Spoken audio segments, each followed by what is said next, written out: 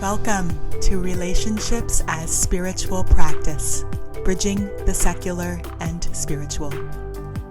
With your host, Lachelle Lowe Chardet, founder of Mindful Compassionate Dialogue and Wise Heart PDX. Hello, thank you for being with me here today. I'm glad you're here. I'm glad you're doing the work you're doing to grow and learn in love, in radiating love and skillfulness in becoming a relationship master. We need you. The planet needs you. So thank you for being here. Today, I'd like to talk about the third fruit of mindful compassionate dialogue, access to agency. The four fruits, again, are mindful engagement, compassionate relating, access to agency, and wise action. The idea being that when we are living our lives from a life-serving intention and we have an integrated sense of self, which is mindful compassionate dialogue, talks about that with the 9 foundations. And we learn the 12 relationship competencies. Then these are the fruits of our practice that we get to experience. So agency is not a word that is super common. And at the same time, I think it's an important word, at least in the way I'm using it. It might have multiple meanings in other settings. In this setting, I have a very specific definition. Access to agency occurs in a moment of having the internal and the external resources to act on your choice. So agency is a state of having the internal and external resources to act on your choice. Other words like empowerment might be synonyms, a sense of empowerment. And choice, I'm defining as an internal decision that comes from self-connection and the understanding of self as a local phenomena existing in relationship to all that is. So I really want to hold who we are in an interconnected web. So our understanding, the foundation of our understanding of self is that we exist only in relationship to all that is. There's no separate you existing, floating in your own universe somewhere. And choice arises from that understanding. Access to agency, or agency itself, is also characterized by a sense of resonance and aliveness. And our access exists on a continuum, of course, like most things, of more or less freedom from conditioning. So conditioning with cultural beliefs, conditioning with family rituals or structures, conditioning from the media, all these influences into how we think and believe and make decisions makes defining choice a tricky thing. Because we have the question, are you choosing?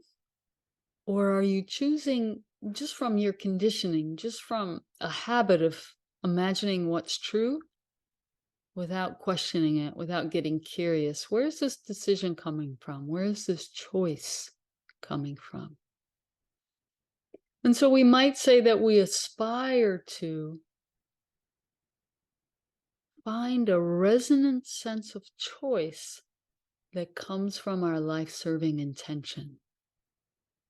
To meet our own needs, to meet others' needs. Okay. So let's talk a little bit about internal resources and then external resources.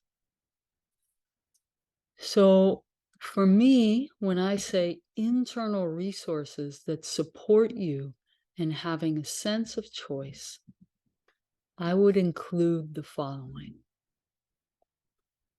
a willingness to step into the unknown, to step into the mystery with confidence, which we might call surrender. Not an ignorant jumping.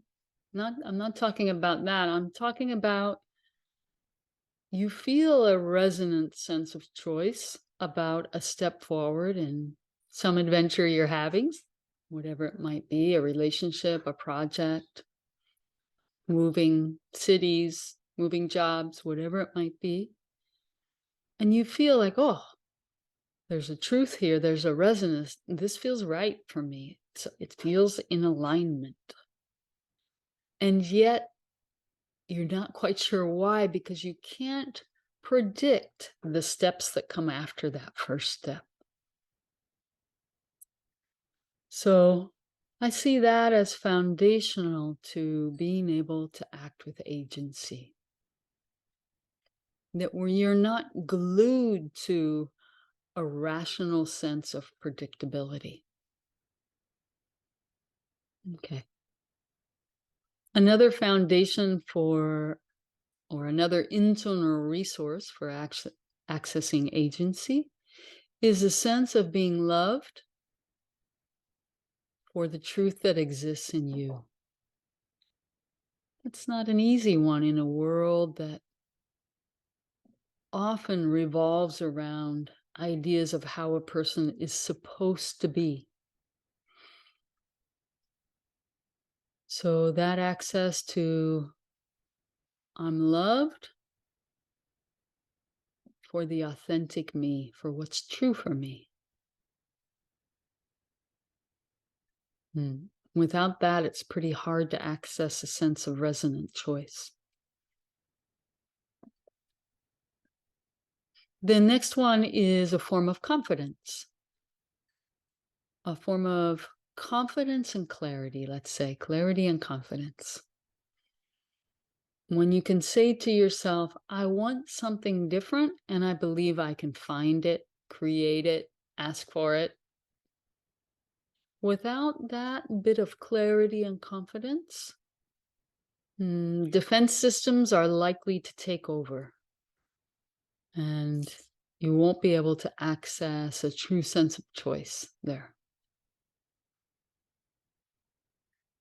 The next one, I believe my capacity to create positive change. So there's a you in there that knows I do have a capacity to create change for the better, to better my life or the lives of others. I believe I have that.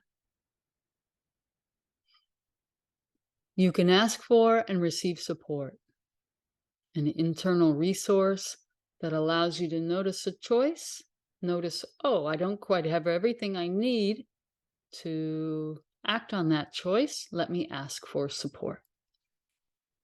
That confidence that that's a possibility. Some of these imply the external resource, but we'll get to that list in a minute. A sense of resilience. So when you trust in your own resilience, then you can say, I'm going to do this and I don't know how it will turn out. Might not turn out that well. I might make a mistake, do something that I find embarrassing in front of others. And I trust enough in my own resilience that I'm willing to take that risk. So important for really noticing choice so that your choices aren't manipulated by fear, right? Okay. Those are a few of internal resources I have on the list. Surrender, authenticity, confidence in being able to create change, confidence in asking for and receiving support, and resilience. Some of the external resources probably are somewhat obvious, right? And here we move into the realm of social equity, of which obviously our planet is desperately lacking in most parts of the world. But the external resources, to name a few, would include supportive community, access to education, equal rights and equal opportunities for work and advancement or promotion in work, and of course, various forms of spiritual, emotional, and physical support.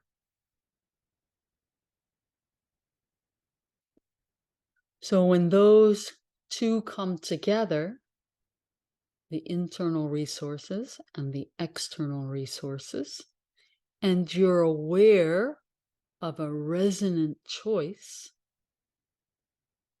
then you have the power to act on that choice. And that's what we would call agency, or I call agency. Let's back up a little bit to this concept of resonance. It might not be so obvious. Resonance is maybe originally a musical term. I'm not a musician, so I won't describe it with precision. But resonance is a note sounds, and you feel and hear the whole instrument resonate with that note. There's a cohesion. There's a harmonious coming together in resonance. And so it's a felt sense that is beyond words or logic or emotion or rationalizing. There's just this sense of, when you land on a choice, it's like your fibers are all moving in the same direction. Your physical fibers, your emotional fibers, spiritual fibers, energetic fibers are moving in the same direction. So if you were to start on your journey of creating more access to agency, you could dive in with any of those internal resources. And I just noticed a moment of grief because so many don't have access to the external resources I named. So that's part of our mission here at Wise Heart, that we help people open their hearts so that we move towards collaboration and equity in the flow of resources, that we leave this idea that we must accumulate masses of things for ourselves in order to feel safe, and we release and realize, feel, know in our heart of hearts that our security lies in community, in connection, in sharing, and generosity.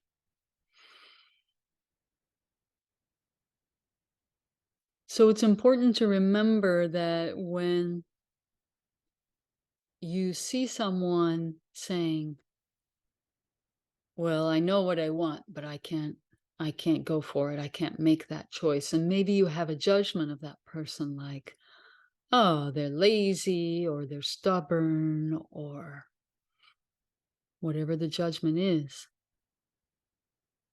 I invite you to consider, if that person has a sense of their choice and they're not able to access it or act on it, it's because they lack either the internal resources or the external resources, or both.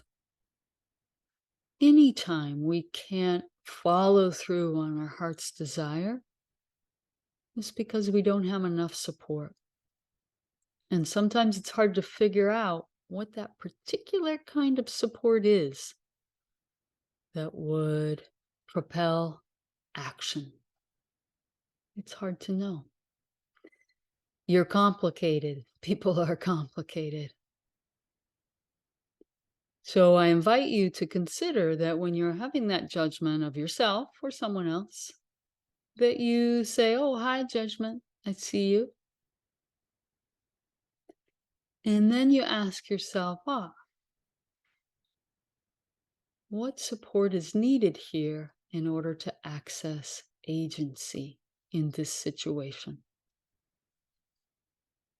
You could ask that of yourself if you're working with something inside of you, or if you're seeing someone wanting to make a choice and not acting on it, you can say, do you know what kind of support would give you what you need to act on that choice? If you were more safe, if I went with you to this event, if you knew that when you failed, I wouldn't judge you, if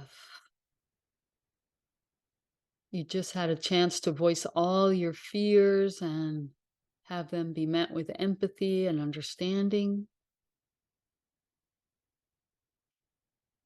If you knew you would be accepted as a person of color in that environment, that you would be safe from racism and judgment and exclusion. What is it that that person, if they had a little more support, they could have that access to agency? Thank you so much for listening today, for being with me, and for your practice. Radiating love from my heart to yours.